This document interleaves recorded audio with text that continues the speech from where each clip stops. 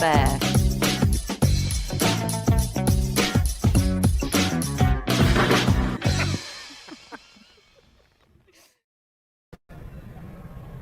Hello and welcome to the Tennis Podcast live from Wimbledon on day 12 of the championships from our dry weather position. We are risking it all once again. Matt's got his rain jacket on. I've got some strategically placed blankets available and umbrellas are positioned everywhere, but we're thinking dry thoughts today, folks, and it's all going to be fine. Matt, how are you doing? I'm very well, thank you. Yes, it feels like about a week since we were in this position in a safe environment, and it's good to be back. It really is. And it's been a good day. It's been kind of the day I expected, really.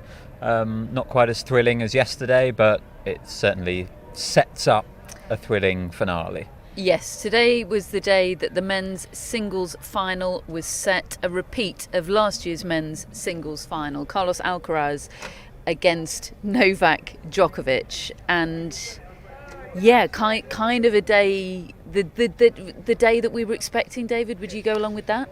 Yeah, I would actually. Yeah, I mean, I think even the number of sets that we sort of thought it would be, it ended up being. I still found it all a little bit of a strange day. I certainly don't feel like Carlos Alcaraz played as well as he can play, but he got the job done. I think Novak Djokovic maybe in some ways played even better than I thought he would play, with a couple of dips, and there were some amazing moments for Lorenzo Musetti, but it does set it up tantalisingly now for Sunday. Really does. Yeah, a few bits of housekeeping before we get into the nitty-gritty of the two main matches that we've seen today. Hello to our lovely crowd over there who have just appeared at the 11th hour. Quintupled in size since we started. Absolutely. Incredible stuff over there. Hello to them. To everybody that's joining us live on YouTube, please do like and subscribe. We are headed up for the 13,000 mark in subscribers, and I really would like to get there. I mean, ideally this evening, but I don't want to pile too much pressure on. If you like what we're wearing or anything else we've been wearing over the past 2 weeks, waist up, obviously, then do head to the Wimbledon shop, either if you're coming on site in court number 1 or online. We have had people sending in pictures of themselves wearing Wimbledon merch from all around the world, and it's been great to feel like an influencer, quite frankly. The strawberries, I'm taking solo credit for making the strawberry trend happen. Not anybody associated with the Wimbledon shop that designed the strawberries and commissioned the strawberries. I'm taking credit for that. And it is happening. Great. It is whenever they pan happening. To people in the crowd, I'm looking out for strawberries and seeing lots. Yeah, absolutely. So global shipping available. It's all lovely stuff, folks, and we can confirm it keeps you dry in a great British summer. Right, on to the men's singles semi-finals. Let's start with Carlos Alcaraz's defeat of Daniil Medvedev, 6-7, 6-3, 6-4, 6-4. A match during which I was having an internal debate about whether I actually think 5-set tennis is a good thing. Ooh. I found this match really boring.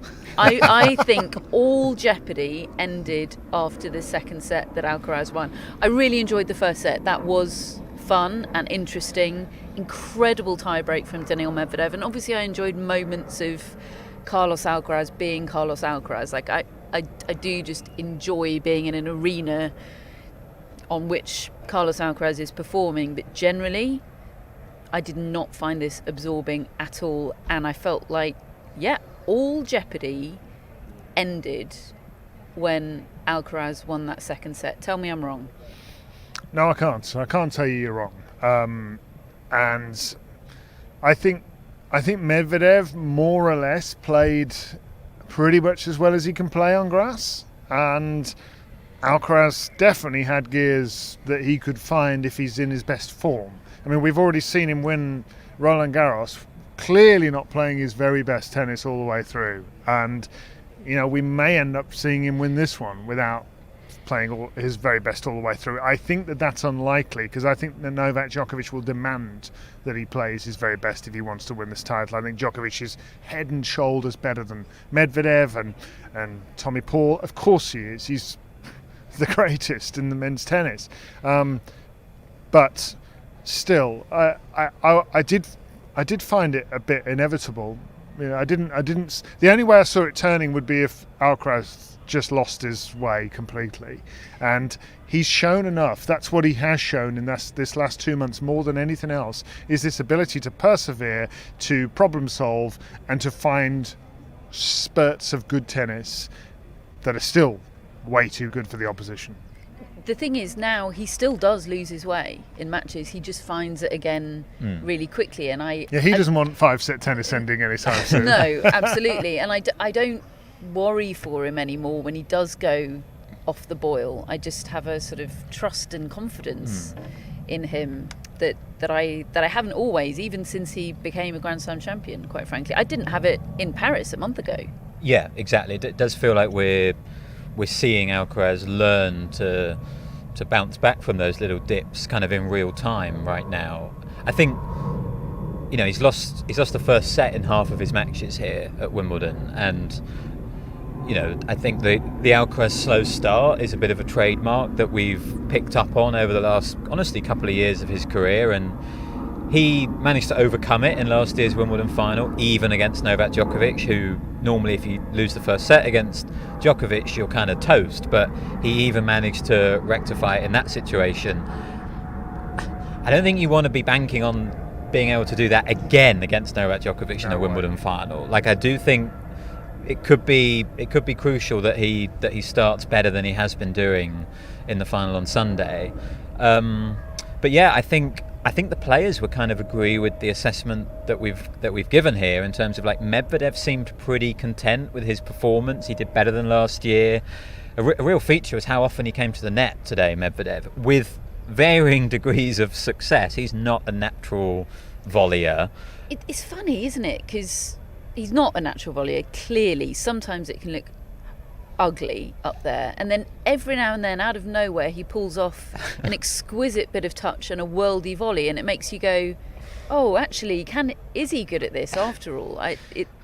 It's befuddling. But they're not repeatable feats very often. They're usually, I mean, it almost feels like he's done it accidentally, or done it in spite of what he was lining up to do. I mean, that might sound a bit harsh, but it's all flicks and sort of, it doesn't look right. Now you could say, well, a lot of his game doesn't look right, but I was sitting next to a volleyer in Pat Cash who knows a thing or two about volleying, and you know, he knows he's not natural at that, and yet he knows he's also got to go up there and do something. Exactly. I think the fact that he found himself at the net so many times, okay, winning points at the net might not be an amazing strategy for him against Carlos Alcaraz, but generally getting himself inside the court a little bit more was a better tactic than he had here last year. And there was a great graphic that came up on the screen of how he was stepping in on return this year compared to last year. And you know, he spoke in the press conference about how they kind of reached the point where that stopped working. You know, Alcaraz's serve was really off in the first set. His percentages were down, and Medvedev was taking advantage of that. As Alcaraz's serve got better during the match, Medvedev's return position stopped being so effective. But he said he didn't really want to head back because he knows what happens when he does that. So he was kind of caught in two minds, and that's what Alcaraz does to you. So I think from a Medvedev perspective, he was pretty pleased with his performance. Obviously, you know, disappointed to lose, but I think he recognised that there was some progress.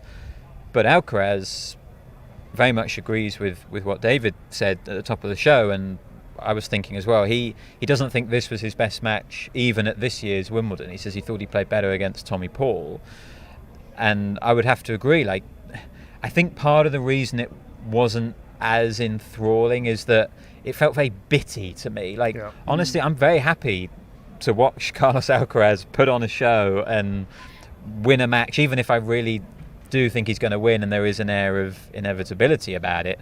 Normally that really enthralls me, but I don't think this was quite that. I did think Alcaraz was going to win when he went a set all, but he never fully clicked into proper top level Alcaraz, and that left you kind of wanting a little bit more from this match, perhaps. But I think Hannah called very early that she felt like Alcaraz was nervous in this match, and he gave some very interesting quotes in the press conference about that, kind of to your question, Catherine. And then was asked about it more in the Spanish portion as well. Yeah. I mean, he said nerves are a big feature of my tennis in big matches. I think he said in Spanish, Matt, that he feels more nervous here at Wimbledon than anywhere else. Yeah, he kind of said centre court does that to me, which I love. I really love that, and that's not wearing off for him, but I asked him, because he speaks so openly about the nerves, and here he is just winning anyway. I said, is that something you're working on trying to eradicate from your career, your tennis playing life, or are you just embracing it and trying not to get in your head about it and saying, I get nervous, that's fine, I'll try and channel it positively? And he said, no, I'm working on it. I'm working on it. I got the impression that he's accepted that he is always going to feel some degree of nerves, but about channeling it positively and not allowing it to affect how clearly he thinks. Maybe, he referenced nerves in response to a question about that. Somebody help me describe the shot he attempted. Hermione called it a drop smash. I thought that was flattering. Very. A flattering description of David. Do you have a word for it? No, I think that's what he tried for, but he ended up with a dog's dinner. Well, Alcaraz called it a disaster. Yeah, it was a disaster. Yeah, I mean, it ended up with him with his head in his hands on the court, sort of very... He wanted everybody in centre court to know he was embarrassed about that. Yeah, which I think is probably a good play. I mean, just on the nerves, quite interesting, because I was doing the first set commentary of that. I'm really close to the action, and I haven't been in that position very often with Carlos Alcaraz. Probably last year's final really was the only other time that I've had that opportunity, and there was a stark difference in terms of his demeanour in this than there was on that day, when you could feel and see the anxiety. He looked stressed in that final. Obviously he went 5-love down, didn't he, before he started to get back into it, and I felt like he was snatching at the ball on that day, and Djokovic was immediately putting him under pressure. Well, that wasn't happening here. This was Alcaraz, I felt, consciously trying to just take it slowly and breathe in and out and not go for a winner too soon and try to stroke the ball. And he was stroking the ball beautifully at the start, and actually he should have broken serve early on. He just kept missing a few, and the thing is, he was also missing rally balls, or if a rally went extended, then he would try to pull the trigger and it would go long, and so it wasn't quite there. Then he goes 5-2 down, and he sort of works his way back into it, and that's probably the moment that I thought, actually, this could be a tough day. If I think back to that US Open semi-final he lost to Medvedev, he had a break of serve in that first set. He had opportunities that he kept missing. He lost the set, and then the difference here is that on that occasion he then lost the second set 6-1. So he's 2 sets down before the surge happens. That doesn't happen anymore. Ever since Australia, almost, that's what's happened over the French. And here is, he might go a set down, he might have some rocky bits, but then he finds himself. And I just felt like all the way through the second set, he was having elongated rallies where normally he would try to hit a punishing winner, and he was just accepting, I've got to grind here. And to grind against Medvedev is not necessarily a comfortable thing to do, but I think it's probably what ended up giving him enough feel to win the match. Yeah, and I think he's got so many different ways he can win points, Alcaraz. It really helps him in a situation where maybe he's not playing his best. And Medvedev spoke about that, because there were times when Alcaraz was just like, okay, I'm going to retrieve here. And that gets in Medvedev's head. He kind of admitted that. He's like, if he constantly keeps getting the ball back, I have to go for more. That gets in my head. But he can also be ultra aggressive, Alcaraz. He can be somewhere in between. He can counter-attack. He can kind of do everything. And I think he's getting a lot better at, if something's not working, slightly adapting the playing style. And I think he did a really good job at that today. And yeah, he's very clear that he wants to be nervous. He's Wow. like controlled nerves are good nerves. He said that in response to your question, and he repeated it in Spanish, because I think it means you care. It means you care, and it means you're dialed in and focused and heightened senses. Exactly. So it's just getting that balance right. And he also spoke about how, the fun shots, or hot shots as he called it, like they do help to relax him and keep him loose, and they help take away some of those nerves that he's feeling. So he's not going to stop doing them anytime, which I think is great news, because I love watching him sort of experiment with kind of the upper limits of his game and what he can do. But if he can get his nerves under control, in his words, a little bit earlier, that's when I think he's gonna become like pretty much completely unstoppable. Like, at the moment, still feels like players can get at him, but I feel like in the years to come, it's just going to get harder. It's another matchup that makes you think that an unforced error just isn't really a thing. Medvedev was asked, I think, by Tamani Carriol of The Guardian, what it's like to play somebody who, even if they don't get it back into court, pretty much gets a racket to every single shot you hit.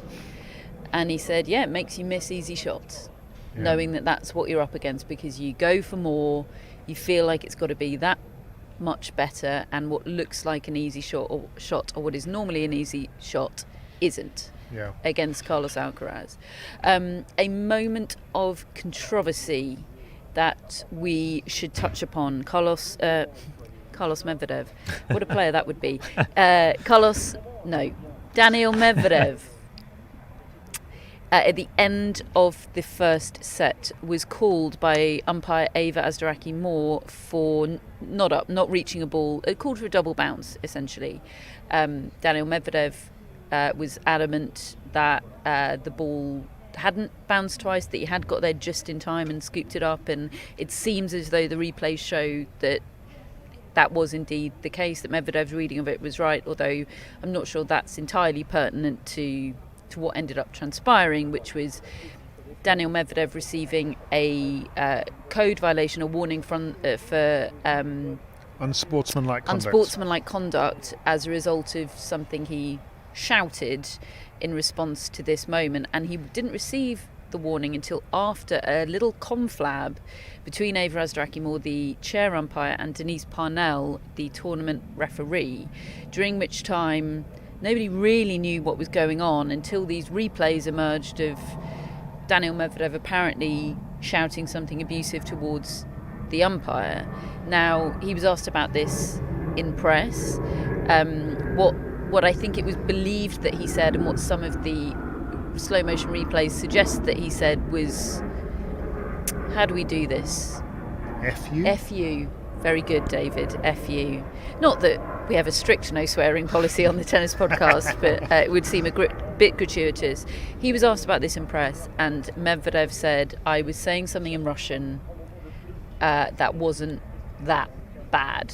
He was kind of asked to rank it against stuff that he said before. Yeah, which he enjoyed. Was it as bad as Small Cat? Yeah. And he said, no, nowhere near as bad as Small Cat. And look, there's a chance that's not true. I accept that, but Medvedev does have a history of owning his hot-headed mistakes afterwards. So I am going to give him the benefit of the doubt personally on that. I listen, I wasn't in his press conference, and you looked him in the eye, so I take your word on that. I suppose my one query about that would be, if he said what people thought he had said, there is then a question as to whether that should have constituted abusive language and resulted in a default. And, yes. And he's not going to own that, is he? I wouldn't have thought. He's not. No, he's not. And I'd be less likely to expect him to own that. Yes.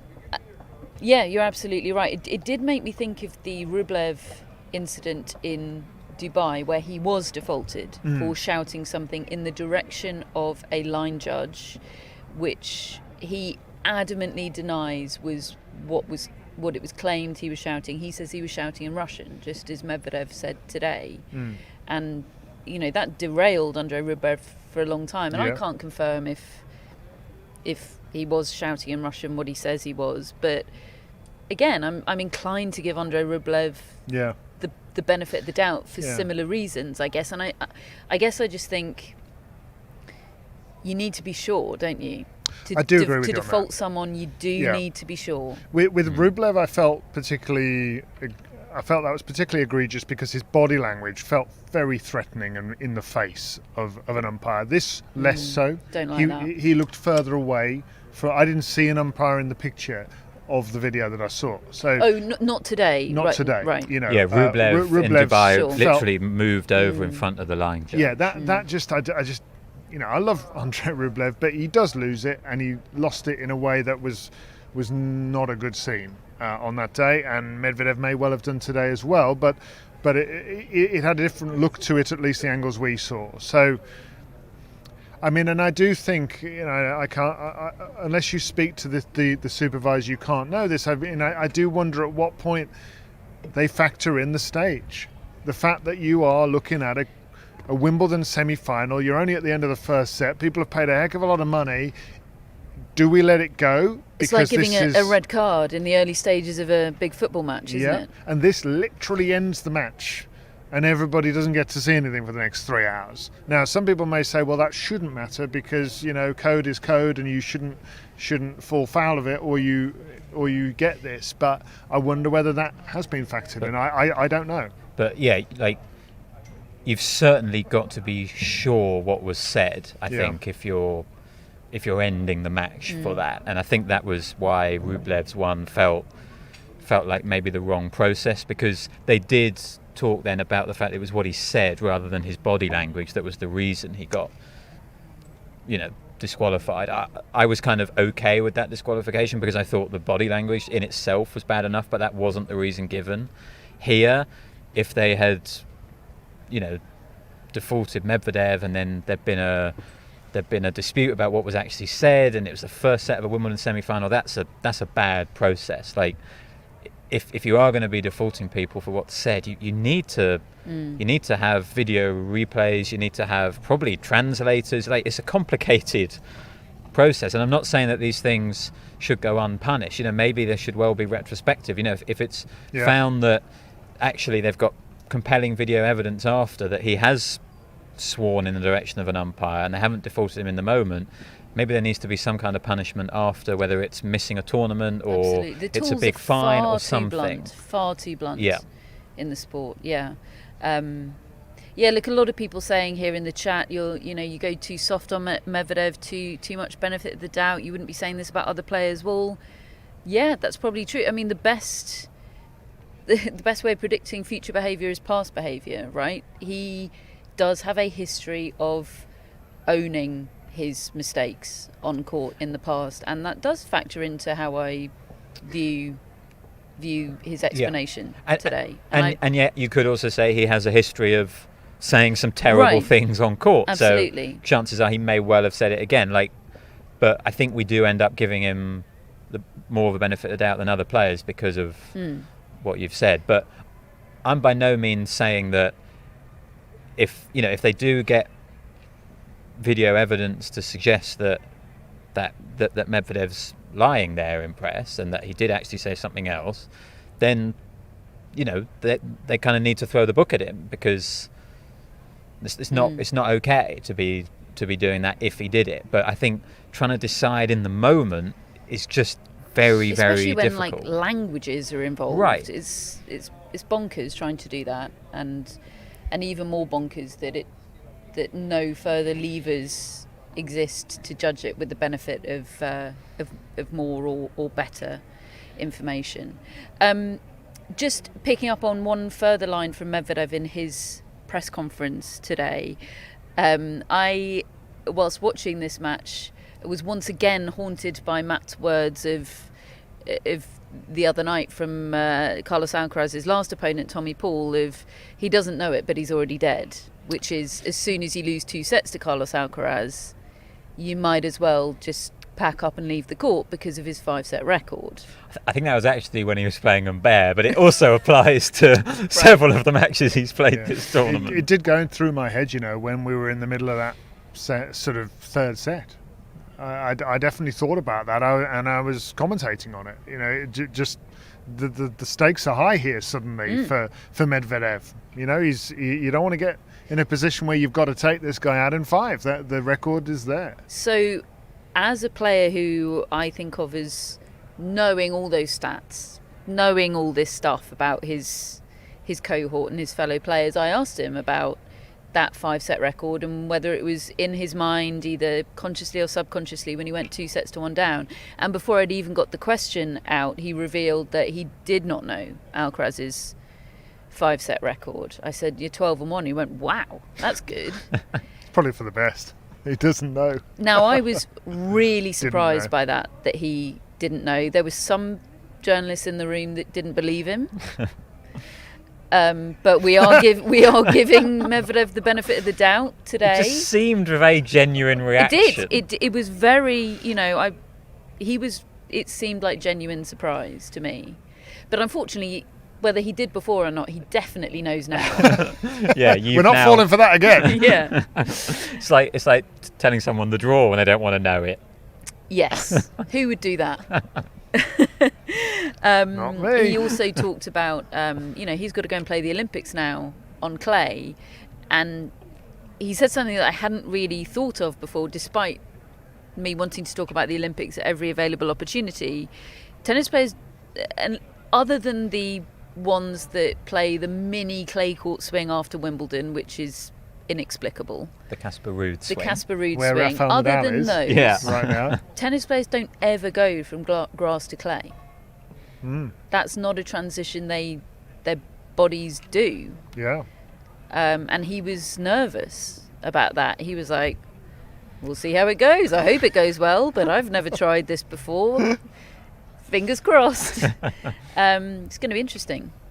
Yeah, and he gave a really interesting explanation generally about why he finds all the surface transitions difficult. Like, he wasn't really describing it in terms of physical challenges. He was describing it in terms of like having an actual negative impact on his tennis. He was saying like he spends so long thinking about the surface when he's on a new one that he sort of forgets to lock into his tennis, and he says it takes him like 2 weeks to actually hit a forehand when he gets to a new surface, especially grass, from clay. So yeah, it is just a really unique sort of little period in the tennis calendar that we've got coming up here, and it is going to be genuinely fascinating. And I do wonder whether it will favour people who've gone out of Wimbledon early. I mean, again, I'm looking at you, Casper Ruud. Like, genuinely, he has had more time back on the clay. We know he loves the clay.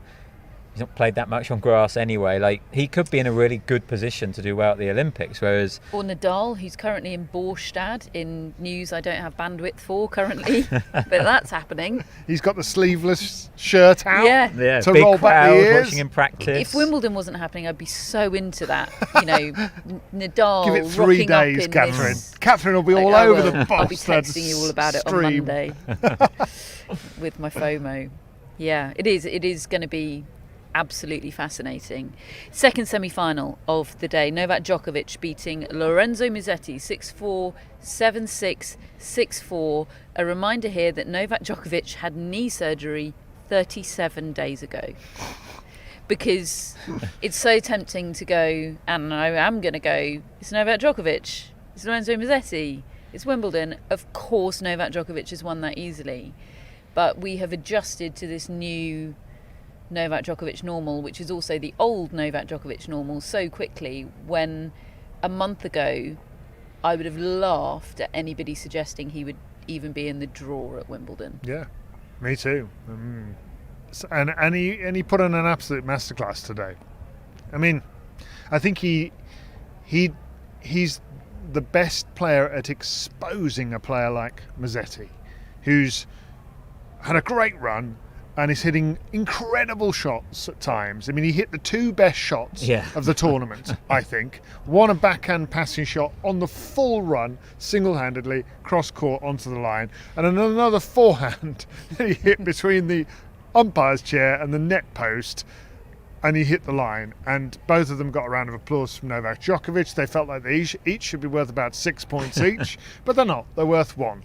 And the rest of the time, Novak Djokovic just did what he does, which is put people off balance. The way he puts people off balance is unlike anybody else in the sport, particularly in this era of his career, where he just centres himself, moves you side to side, and then you lean a little bit and he's gone the other way.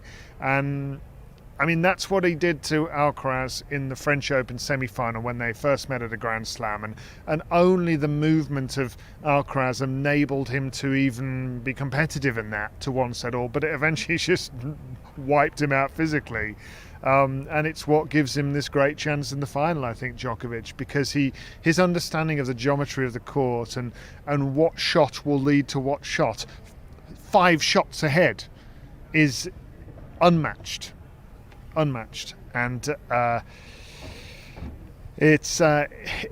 still end up feeling a little bit shortchanged by Lorenzo Musetti from the performance, because I think the things he was doing against Taylor Fritz, it almost felt like he thought they would work against this guy. You know, this sort of leisurely, handsy tennis. David's been a Lorenzo Musetti guy for 48 hours and has already been let down. I love watching him play, and honestly, it all looks great, but you can see Djokovic just thinking, all I have to do is be able to get to the ball, and actually I'm more likely to have the answers for what you're trying than the other way around, you know. He doesn't get enough free points, does he, on his serve, or cheap points on his serve. Certainly against somebody like Novak Djokovic, and that's a big deal. Whose trade is pressure, just making you feel like you're in a vice the whole time. And if you're not getting, cheap points give you a moment to breathe. They give you that feeling of relief, if only momentary. And he barely was getting that today. No, and that's what Alcaraz lacked today for the first set and a half. 38% first serves in for a set and a half. You know, you can't get away with that against this guy. And Alcaraz will come unstuck as well. But Musetti, it's just such an elegant game, but he was exposed today. Would it be harsh to suggest that Lorenzo Musetti will be potentially too comforted by the fact that he hit 2 of the shots of the tournament today? I don't know the guy well enough, but I suspect that he will feel quite good about them. I think mainly he'll feel good about reaching the semi-finals, and he'll be disappointed that he didn't win, but he's okay, isn't he? He would have really liked to have won today. He did look delighted with those shots. Did he need to win? I guess is my Lorenzo Musetti question. Yeah, I think that's a fair question, but I think it would be healthy for him to leave today being very satisfied. Absolutely, needing to win is a terrible place to be for your mental health. But I also think for his tennis generally, there's pretty much only positives to take from Musetti over the last 6 weeks, really. Ever since he played Novak Djokovic at the French and pushed him to 5, he's been brilliant on grass since then. And I agree. I do think some more fangs today would have helped, but that's he's going to have to grow them. I can't remember whether Mary says that you can grow fangs. I think she's still working on the theory based on experience of people trying. Right, it feels hard to me to grow fangs, and that probably I think you can lengthen fangs. Right. I don't think you can grow from scratch. Right. Personally, but if Mary wants to correct me, I will accept it. And that might always hold Musetti back to some degree. If he doesn't have those, then I think it's very hard to actually win Grand Slam titles. To be clear, it's not a criticism to suggest that he might be kind of too well balanced and well rounded a human being to be successful at the very, very top of the game. Good luck to him. I'm just suggesting, that might end up being what what holds him back, and that's fine. He only has to look himself in the mirror. Also, I do feel like there's an overbalance that you can make with that as well, isn't there? Because if you don't if it doesn't hurt you enough, maybe you don't have those nerves that Alcaraz talks about. If you care too much, you can't handle it. So it's a precarious one. Is there such a thing as caring too much? I think so. I think that can make you, because Musetti's whole thing is that he holds the racket lightly. And you actually can physically see him do it, which enables him to create these incredible shots. And look, he got him to the semi-finals. It's a heck of a performance. If he were to be gripping the racket because he's on edge, because he cares so much that he can't let it go, I don't know. I think that would be worse. Is it a lazy comparison to drop Dimitrov's name into conversation? Because I always think of that racket gripping thing with him. We saw him practicing ahead of the tournament on court 18 here last year, didn't we? And it was stunning until he got into a tie break, and then he got tight even in practice. Yeah, we've got to find Musetti practicing. Imagine how good he'd be. He grips that racket that bit tighter, and the game doesn't work as well. Yeah, I definitely think that there is something in that, and they're all varying degrees of this spectrum, aren't they? And I feel like you. This is such massive progress for Musetti generally, and it's months long. It's not just a tournament, and I'm looking forward to seeing what he can go on to do. And look, it may not be much for all we know. Like, I think back to Christopher Eubanks a year ago, and how excited we were to get to. I know it's different levels, but we were so excited to see what he would go on to do, and he's had a really tough time. I hope Musetti can build on this because he's a great watch. And this is real progress. Probably progress I was not expecting him to ever achieve this level. I didn't think he'd get to a Grand Slam semi-final. So I agree. I hope it's the start of something big time. Just finally on Djokovic, the movement looked good today. I thought we're obviously watching that particularly closely because he had surgery 37 days ago and he's still wearing that knee sleeve. My one caveat there is that I'm not sure that movement has been tested to the max yet. Agreed. Not anywhere close to the way it's going to be by Carlos Alcaraz, particularly moving, stretching out wide on the forehand side, that trademark shot where he usually slides with his legs so akimbo, he's practically in the splits and he's hitting that open start on his forehand right on the stretch. He hasn't needed to be doing that so far, but he will need to be on Sunday.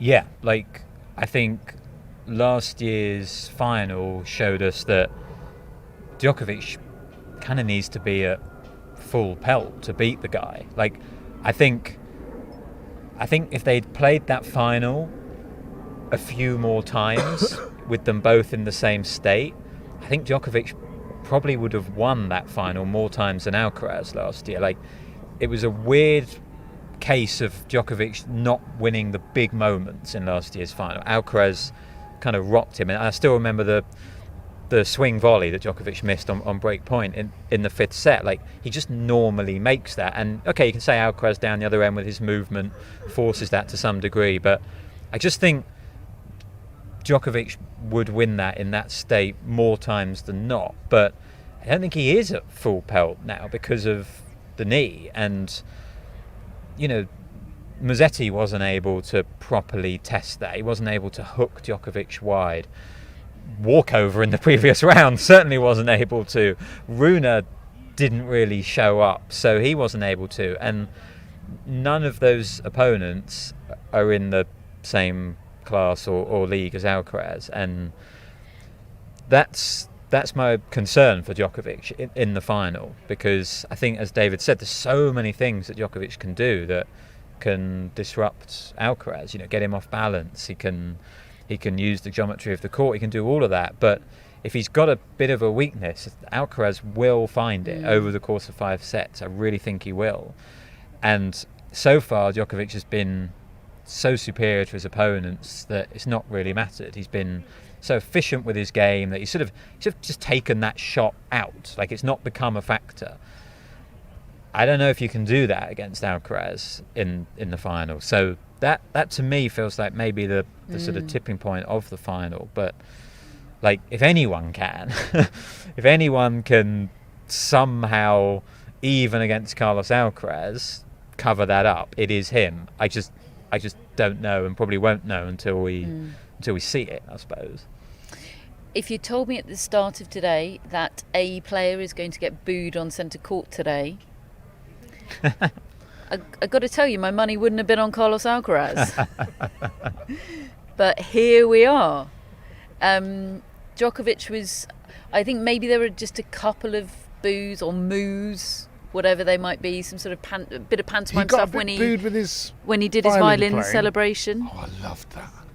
That was great. Yeah, it was great. It was great.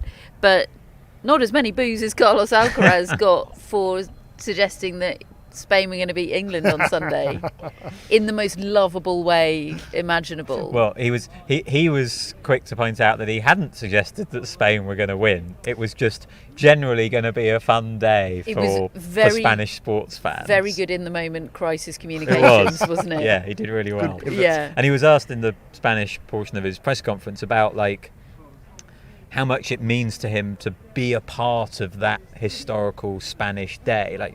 Like kind of the question was, you know, there's going to be people sitting down on their sofas at, you know, I think it will be about 3:00 in Spain when the men's final starts. And then they're planning not to move from their sofa, you know, until... My dream day. Yeah, until like midnight when the Euros like that final episode is of over. Friends when Joey and Chandler are in the chairs and they call their neighbours to get the pizza brought from the door to the chairs. Yeah, that's the dream. Yeah, and he's pumped to be part of that day, like as you would expect. And it was quite interesting how he described that he's got work to do. Like he can't allow himself to get too distracted by the football because he's got to focus on his work first, which is trying to win the Wimbledon title. He's dropped Jude Bellingham like a hot potato, hasn't he? Has he? Oh yes. Well, I suppose you got to, haven't you? Really. Mind you, he's a Real Madrid fan, isn't he? So yes, and he Luka loves all Modric that. was in his box today. That's right. Which was lovely, but where was he yesterday for Donovekic? Would be my feedback. Big yes from cameraman Matthew to He that. likes that. Yeah, I thought Matthew had fallen asleep, but the old Luka Modric dragging has awoken the sleeping volcano. Got to say, I feel like Djokovic was in better form today than Alcaraz. I think so too. And I think Alcaraz is in less good form than he was 12 months ago coming into this final. Yeah, because Alcaraz crunched Rune and crunched Medvedev last year leading in.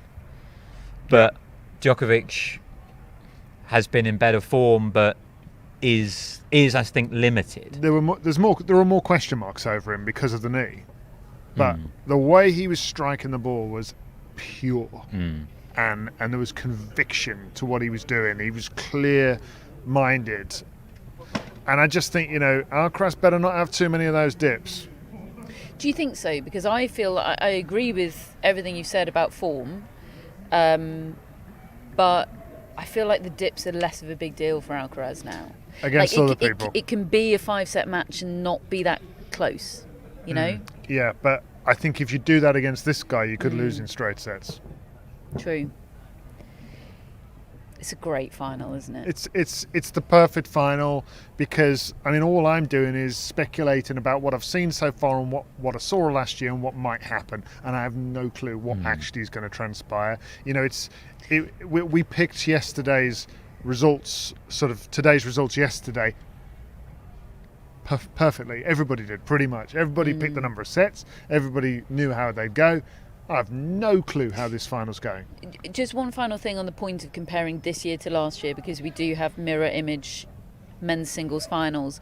Last year Alcaraz had the baggage of what had happened to him against Djokovic at the French Open. This year he's coming in with a French Open trophy. Yeah. That's different.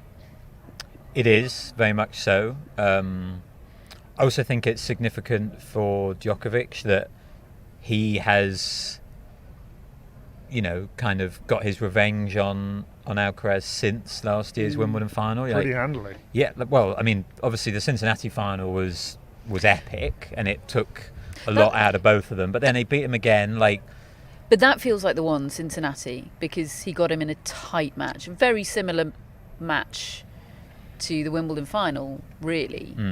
And he got him back. Yeah, and we've got we've got finals preview shows this weekend, where I'm sure we'll talk more about this. But obviously Djokovic is doing his sort of press now. We're not in there, but I will be interested whether he sort of concedes that Alcaraz is the favourite. Because normally Djokovic will, use his aura, use his dominance to sort of really talk himself up. And I think he'll probably still do that. I think he'll probably, say that he's feeling confident, and he absolutely should be. He's been playing brilliantly. But I don't know, I wonder whether a mind game would be to try and put some of the pressure on Alcaraz and say, well, I had knee surgery and he beat me last year, and we know deep down he doesn't think that. You think he's going to Alex Ferguson? It might be a tactic. He's looking for every little advantage. Look, we'll find out. As I said, I'd be surprised, but if he did do something like that, it would be interesting. We will let you know in our men's singles final preview show live on YouTube at 11 a.m. on Sunday. We also have one for the women's singles final tomorrow, 11 a.m. live on YouTube. It won't be going up as a podcast because it'll be out of date by the time we could get it up and we know that. And it was a really good decision not to upload it as a podcast last year, because there were some takes that did not age well for the women's final. Don't let that put you off. Look, they're fun to look back on. Previews on both days live here on YouTube at 11 a.m. So we'll of course find out what was said in Novak Djokovic's press conference today, gather some other opinion as well, generally give you in-depth takes on what we think is going to happen in both those two finals. Few other bits and bobs from today. Our women's doubles final is set. Katerina Siniakova and Taylor Townsend beat Sue Shea and Elisa Mertens today, 3-6, 6-4, 6-4 on court number one. I had a friend that was on court number one today with her dad, and they had a fabulous day. It was my nieces rocking. Too. They had a fantastic time. And this match, I could actually hear it from centre court. I could hear it was just at the point that Medvedev Alcaraz had gone really flat, and you could hear the roars from court one, and I had a bit of FOMO, quite frankly. I was like, I wouldn't be falling asleep over there. So Siniakova and Townsend into the final to face Gabby Dabrowski. She's good. And Erin Routliffe. That's a take that's aging well, Matt. They beat Caroline Dollarhide and Desiree Kravchik in straight sets today. Yeah, and that is Shea's first loss in the women's doubles at Wimbledon in, I think, 6 years. I think she won the title in 2019, and she's won it twice since then as well, and not played it in other years. So she was on a real unbeaten streak. But Siniakova, she seems to be able to team up with anyone and kind of find herself in a Grand Slam final. I say anyone. I mean, obviously she's choosing her partners well. Krejcikova, Goff, and Townsend are all incredible. And I think Townsend sounds like was kind of awesome today. But it's amazing how that partnership has gelled. And they are, though, up against the very very good Dabrowski in the final. I think women's doubles is always a great highlight of these slams. Agreed. Yeah, the men's doubles final will be Max Purcell and Jordan Thompson against the Australian pairing, of course, up against the Finnish-British pairing of Harry Heliovara and Henry Patton, who are surprise finalists. Thompson, Purcell, of course, has won the doubles here before. Yeah. So I guess they'd be favourites, but Patton's going to have the British support. So that's the men's doubles final. David enjoyed some men's wheelchair doubles today. Actually a big story, particularly from a British perspective. Alfie Hewitt reaching the men's wheelchair singles final today. He beat Gustavo Fernandez 4-6, 6-4, 7-5. Incredible match. And Alfie Hewitt's quest for a Wimbledon singles title is pretty epic, quite frankly. This is him reaching the final for a third straight year. He's won 8 Grand Slam singles titles and only needs Wimbledon to complete the career slam. Takito Oda has been his nemesis for the past few years. He's gone out. I mean, this feels like it for Alfie Hewitt, and I'm so sorry to do this because he's achieved so much in his career, but when I think of Alfie Hewitt, I can't not think about the 4 times that he's served for that singles titles here. Yeah. It's a singles title here 2 years ago. Yeah, and I've interviewed him before and after that final, and I mean, it floored him. He still comes back for more. He's a great guy, Alfie Hewitt. I love interviewing him. He's such a good talker and communicator, and he makes you feel a lot when you watch him play, when you talk to him. And look, just selfishly, I hope he wins. Because I think it would be just one of the great stories of Wimbledon 2024 if he could complete. It would complete his career. I mean, I know he'll want to achieve lots more in the future, and he's already talking about Paralympics and stuff like that. But that is the missing piece of his entire career. And watching him in the doubles, trying to come out. They won the first set 6-1, he and Gordon Reed today, and then the second set was 14-12 in the tiebreak, and I'm only guessing, but it looked like Alfie was pretty fatigued as that was going along, and they were just desperate to get it done in straight sets. Crowd loving it. Some like 40 straight rallies of them all flying all over the court, and the dexterity and the athleticism that they show and strength is just astonishing, really. And it was a agonising singles win in the semis. Again, during the Alcaraz Medvedev match, I had this up on my screen, and I think it took Alfie Hewitt 6 match points to finally get over the line. He served for it, got broke back, served for it again, and eventually got through. And as Fernandez's final shot drifted out, Hewitt sort of flung his racket up in the air at exactly the same moment, and just kind of sort of sank back in his chair and put out his arms, and you could see the relief and how much it means to him to get another shot at this title, which has just eluded him. And yeah, like it's going to be a hell of a story if he can do it, but like all the pressure's on him. Like, it's not going to be easy, as Andy Murray would say. Yeah. Well, Matthew got that joke late. He's doing demonstrative laughing to reassure us that he's still awake. That's what he's doing. The women's wheelchair singles final is an all-Dutch affair. Diede de Groot against Aniek van Koot. And then Diede de Groot is also in the women's doubles final with Jiske Griffin.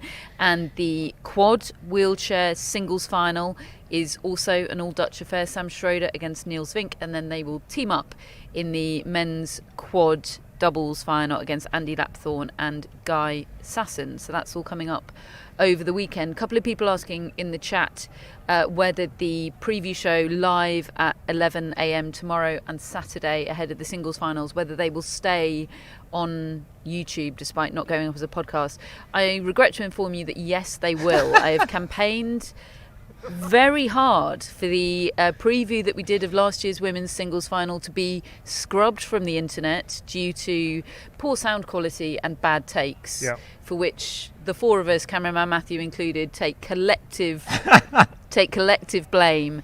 But David thinks that would be sort of editorially unsound.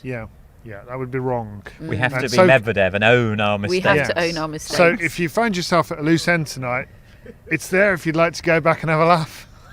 No, don't. They won't laugh because the sound quality's too bad. It was terrible, folks. And if you are thinking of going back and having a laugh at our expense, don't, because it's all sorts of Ons Jabeur trauma. You don't want that. Anyway, for better or for worse, yes, the preview shows will remain on YouTube forevermore. So you can watch non-live or you can join us live, which frankly is our preference. We'd love to have as many of you there as possible, because we will be taking questions live in the chat. So if you have any burning questions about those singles finals, you can pop them in the chat. Hannah will be there. So plenty of incentive to join us. And of course, we'll be live after the finals as well. And those will be going up as a podcast. So there is no escape from the takes that we will be giving in those shows. One more time, folks, please do hit like and subscribe if you are joining us live on YouTube or non-live on YouTube, quite frankly. Do subscribe to the newsletter if you want to see the denouement of King of the Noughties. Things are, I mean, they were already pretty warm, but It's 22, very 22. Scores are level. Yeah. Yeah. big things happening. Genuinely folks. quite tense. Matthew claims sabotage every day. If a question isn't about Venus Williams, he claims it's sabotage. We've had 2 questions about Venus Williams, and yet he's not happy. Absolutely. Matthew's face every day he's presented with the question it's my favourite part of the day, quite frankly. Arms get thrown up in the air. Yeah, and then he gets told off for making too much noise. And then he delivers the correct and then he answer. gets it correct. It's a whole scene.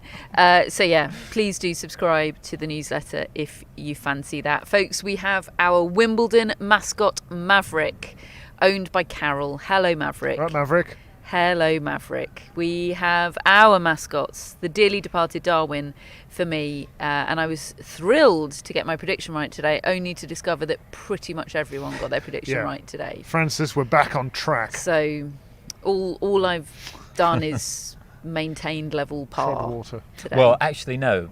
You and I have had a big win because we've gone above Reggie. There was a dicey moment when we were all below Reggie, and I was getting ready to hand in my resignation letter. Am I not included in this?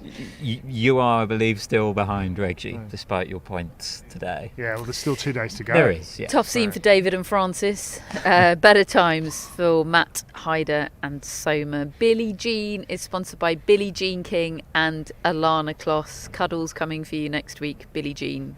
K9, not King. We have top folks and executive producers Jamie, Jeff, Chris and Greg. And shout-outs are back because miraculously we're still in the dry. Although it does look a bit dicey up above. We're going to be fine. Shout-outs. We start with Michelle Dean in Newport Beach, California. Hi, Michelle. I've driven through Newport Beach, California. Was it nice? Lovely. Sounds nice. Yeah. Like Michelle something Debris. Larkshire de Brito. That's the second mention she's had. The second time she's come up this week, Michelle Larcher de Brito. Yes, you guessed her for one of the King of the Noughties answers. And it was an incorrect answer, but Matt was very impressed that I produced Michelle Larcher de Brito from the annals of Don't my worry if you get mind. it wrong, just get it wrong with a land. Yeah. Yeah. And we met Michelle at Indian Wells last year. Hey. And her favourite episode of the podcast is the Ted Tinling Relived show for Friends. One of the favourites for mine. We as enjoyed well, doing that very much. Yeah, that is one of my all-time favourites. And if you want to listen to it, become a friend of the pod. It's a good show. Good promo. We've also got Matt Kalman, who is originally from New York but now lives in Woburn, Massachusetts. Oh. Matt. Like Matt Roberts. Correct. Just came to me. Like cameraman, like what cameraman Matthew used to be called Before his rebrand. Before his rebrand. He's still saved in my phone as Matt O. What tennis players have we got with Matt? Matteo Berrettini, Matteo Arnaldi. Come on, there are Matts. Matthew. I only need you to stall long enough for somebody to say a Matt in the chat. I can't think of anyone. Matt Matt There we Ebden. go. Absolutely, it was on the tip of my tongue. And people are suggesting Verlander. No, we'll go Ebden. You We'll go can't have Ebden. that, That's a goodie. Yeah. That's weird, isn't it, that there aren't more Matts? Yeah. Because in tennis journalism, Matts are everywhere. And tennis podcast circles. Right. Your brother, Yeah. Matthew, me, Matt Interesting. Futterman. Can't get away from them. Thank you, Matt, for being a friend of the Thank Tennis you, Matt. Podcast. And finally, we've got Kirsten de la Tower, Hi, who Kirsten. is in That's a heck of a London, name. but Great place. originally from Holmdel, New Jersey. Hey. And not just anywhere in New Jersey, that is where Bruce lived when he recorded Darkness on the Edge of Town and The River. Like Kirsten Flipkins. Has Yes. Kirsten submitted that, or have you've submitted that additional info? Kirsten has submitted The River, and I've added Darkness on the Edge of Town. Well done. Thanks for making me look like a smart ass. Kirsten Flipkins, remember when she had a retirement ceremony here at Wimbledon and played doubles the next day? That's the way I to do do. it, isn't it? Yeah. Yeah. She came up in King of the Noughties as well, although no one There was said a question her, about junior champions in the noughties, and there was big time Kirsten Flipkins erasure. yeah, Erasure. no one said her as an mean, answer. That's because I didn't know. Between them, they got both Radvanska sisters, but nobody remembered. Yeah, but I got the impressive one. Yeah, that Nobody's ever heard of. yeah, I think that's true. Kirsten, thank you very much. Thank you to all of our shout out friends. If you'd like to get a shout out and get access to the Ted Tinling episode and much more besides, plus a Wimbledon review show that we'll be recording early next week to help get you through the post Wimbledon blues, and frankly to help get ourselves through the post Wimbledon blues, when I'll be desperately trying to engage the group chat in chat about Rafael Nadal being in Borstad. Then we'll be doing that review show next week, and that'll be up for friends of the Tennis Podcast. It also gives you access to the barge, where things were rocking today, and things are generally rocking, and that is where Hannah hangs out, and hanging out with Hannah is pretty much the best thing in the world. So yes, the link to do that will be in our show notes, as will be the link to subscribe to the newsletter, to the Wimbledon shop, to all sorts of fun. Folks, we'll be back with our preview at 11 a.m. tomorrow, and we'll be back after the women's singles final with our women's singles final wrap show, our penultimate podcast live from Wimbledon. I can't quite believe I'm saying that. One more time, please hit like and subscribe, and most importantly, we will see you and speak to you twice tomorrow.